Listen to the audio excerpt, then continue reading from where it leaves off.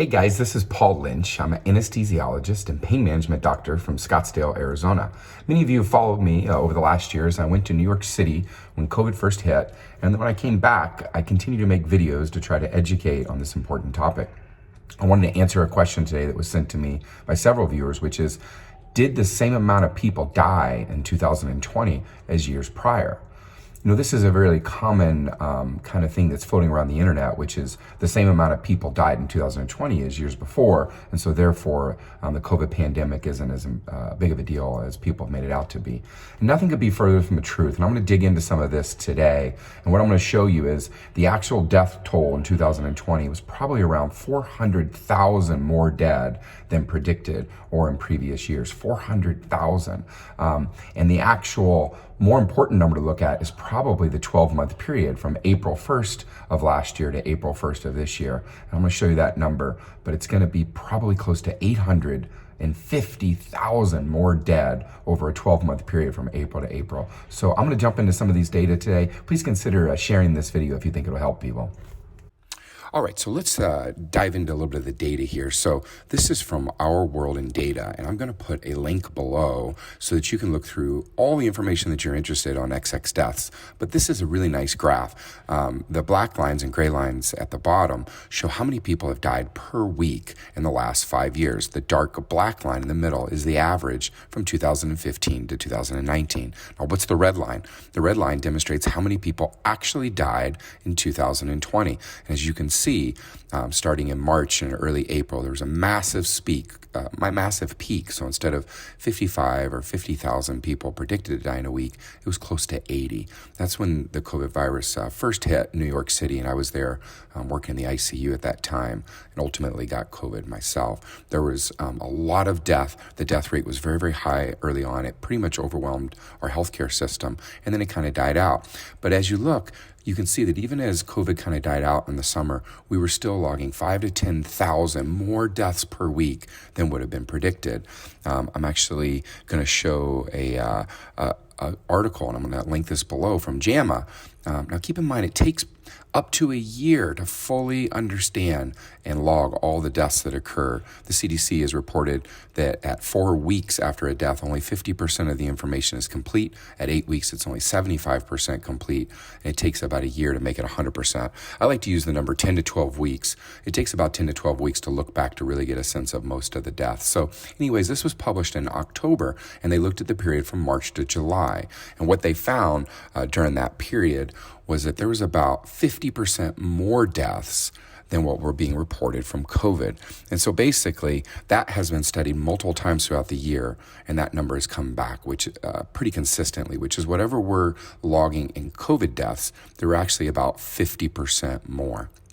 Now, about half those deaths are probably actually COVID, and the other half are the downstream effects of COVID, overwhelming the hospital systems, people who die of heart disease at home because they don't want to come in, people who die of Alzheimer's, or even overdoses or suicides. All these can be attributable to the pandemic. And some people will say that's attributable to our response, but a much more nuanced conversation is these are more COVID effects downstreams, and particularly the effects on our healthcare system. I want to show you this chart from the CDC. It takes a little bit of the information and shows it a little bit differently. Every time you see a red X or a red plus sign, that's a statistically significant increase in the amount of death from the week before. So this goes back 4 years to 2017, and you can see what I call kind of the ocean of death. It's like a wave that rolls. In the summertime, there's about 50,000 deaths per week, and that's because there's not a lot of flu in the summer and other respiratory conditions. In the wintertime, it peaks, and there's about 60,000 deaths per week. And of course, there's random variation.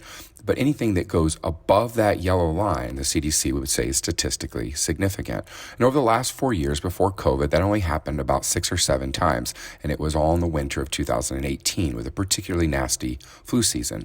If you go back to early 2020, or I guess I should say like mid-March, we've had now a run of like 40 weeks in a row are 45 weeks in a row of statistically significant amount of increase in deaths over what would be predicted. So instead of 50 or 60,000, we're seeing 60, 70, even up to 80,000 people dead in a week.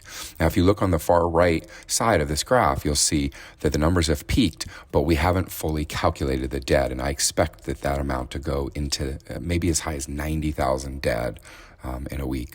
Many experts have said that January of 2021 will be the deadliest month in the history of the United States. The United States clearly has a massive excess death problem on top of COVID, but we're seeing this around the world as well. And I'm going to put links below so you can look at each country. One country that's particularly shocking is Russia. Russia has reported their numbers fairly low. As of this publication, it was 39,000. It's actually a little bit higher now. But a deep dive on how many people died during 2020 showed that it was probably 6 or 7 times more than what was reported in Russia. And so the actual excess deaths was more like 271,000 people, and that's just up through November. And so I'm going to put a link below so you can look at other countries as well. I wanted to finish on this slide. This is from the IHME website that I've shown before, and I'll put a link to this below. But the consortium predicts that there'll be about 564,000 confirmed dead from COVID by April of this year. That's over a 12-month period. If you use my 1.5 times formula that I shared earlier, that's around 850,000 people total that'll die in 12 months from COVID-19. Wow. 850,000 people dead from COVID-19 or the downstream effects of it.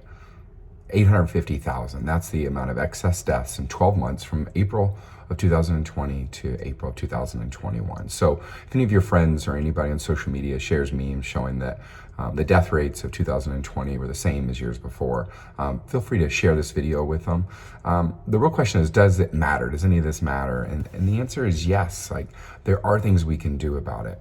I encourage everyone to continue to socially distance, wash your hands, wear masks, and please consider getting vaccinated.